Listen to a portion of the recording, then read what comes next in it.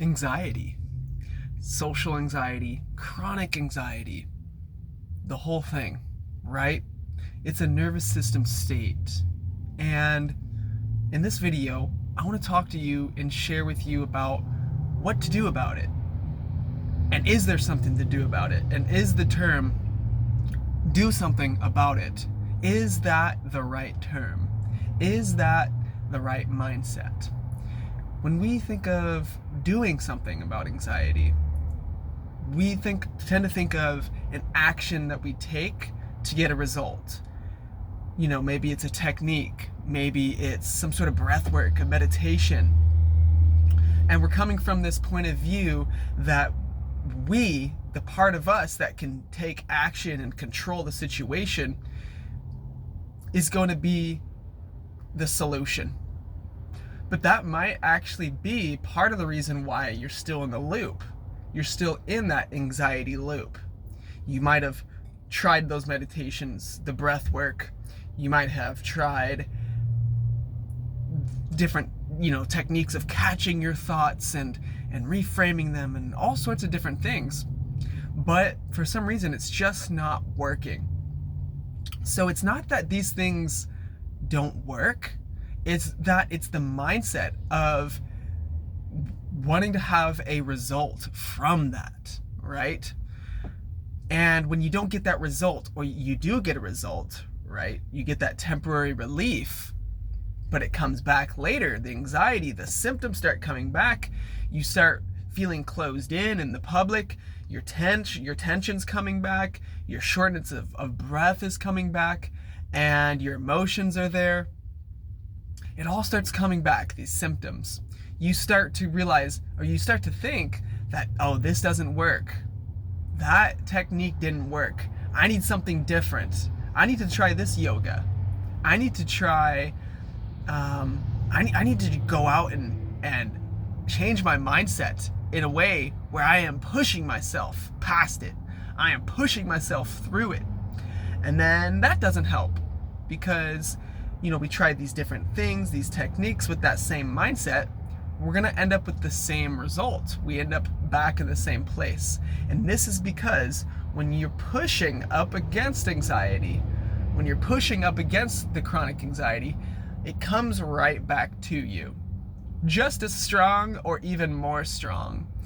And that ends up being a backfiring situation because it gets stronger and stronger and stronger. You get more frustrated, the tension builds up, and then in your mind and especially in your brain, the neural pathways that are already there get strengthened, those anxiety pathways, because you've already been living this pattern of anxiety. And when you want to have that mindset of, I'm going to do something, it only strengthens that anxiety. And then on the identity level, you tell yourself, this is just who I am. I live with this. And as a coach, as a healer, it just gets you down and down and down. Your business starts getting slower. You don't take action. You second guess yourself. You see yourself as small. You get frustrated when you can't get a client or you can't help your clients because you have this issue. You're on the session, right? You're on the session and you're feeling the discomfort. Your mind is distracted. It's going here, it's going there, and it's going into your body. It's your focus is magnifying the body sensations. So your client was sharing with you everything that they're sharing with you that you need to hear to help them.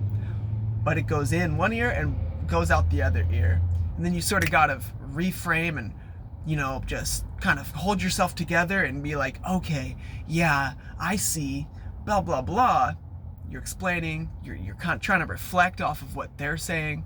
But what happens is truly you weren't listening because you couldn't listen. There's different parts of you fighting against each other. And when it's part of this whole issue is that mindset again of, I'm going to do something about this. And it's normal. We have to go through this stage. We have to go through this stage of going through something and trying to fix it. But the only reason we're in that mindset is because we're identified with the anxiety. So the goal, if there is a goal, is really to disidentify with the anxiety itself. Feel it, right? We have to feel it when it comes up. We practice our self-regulation techniques, maybe breathing deeply into the belly, diaphragmatic breathing, 6 seconds in, maybe 8 seconds out, through the mouth, activating the parasympathetic nervous system, melting, looking in our environment, going slow. All these practices we can do, right? These self-regulation practices that we need to do in order to tell our body and mind that we are safe, that the environment we're in is safe, because it's your inner child that wants to know that you are safe and that everything is okay. And disidentifying with the anxiety, because again, that mindset of I'm going to do something about this keeps us identified with it, because we're perceiving the symptoms as the issue. The symptoms are coming up stronger. I'm doing something wrong. This isn't good.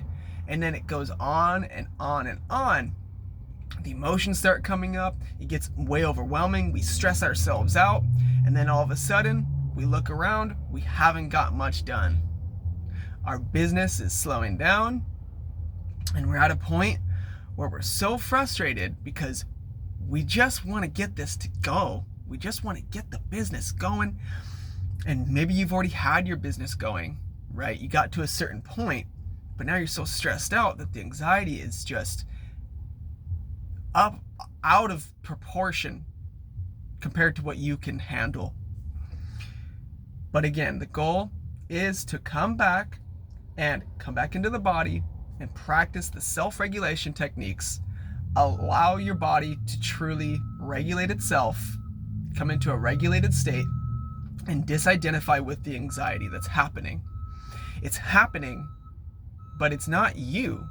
Yes, you're responsible for the way you react to it, but it is not something that we do. It's not something there's nothing we can do. There is, but there isn't. It's kind of tricky. It's just that aspect of us that wants to identify with the anxiety itself that's keeping us in the loop. Hope this helped you. Lots of love.